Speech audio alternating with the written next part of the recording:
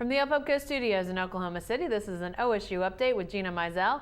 I'm Jenni Carlson. Gina, the NFL draft is coming here in about a month or so, right. And we had some activity though that could really impact Brandon Weeden. This Peyton Manning decision could have some big influence on where he lands. What do you see and how this all is shaken out? Well, obviously, John Elway's visit to Stillwater a couple weeks ago is kind of all for naught now. I mean, obviously, they didn't know that Peyton Manning was going to sign with the team, so you got to look at the draft and look about potentially adding a quarterback. But yeah, Denver doesn't seem like an option now. And again, some other possible landing spots. You know, Miami just signed David Garrard, and so are they okay with their quarterback situation now with him and Matt Moore?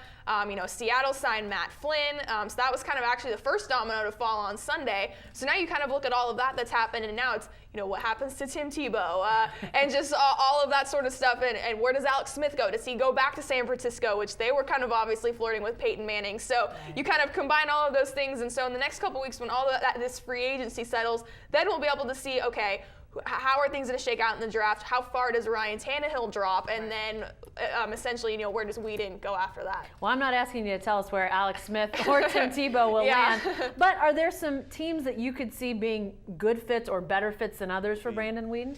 Well, I think the one that makes the most sense right now is probably the Cleveland Browns. As far as just where they pick in the drafts, they have the 22nd pick overall, and they also have the 37th pick overall, so one of those, you know, early second-round type picks. And again, it's going to depend on how far Ryan Tannehill falls. You know, some mock drafts have slotted him with Miami with the 8th pick, or with Seattle with the 13th pick. Obviously, that doesn't make a whole lot of sense now.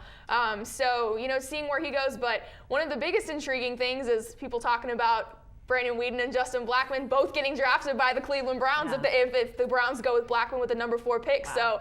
So, yeah, that Weeden to Blackmon combination, you know, slight chance it could still continue, but the fact that it still could continue at all is a little bit kind of crazy to think about. It is. We'll see how it goes. Thanks, Gina.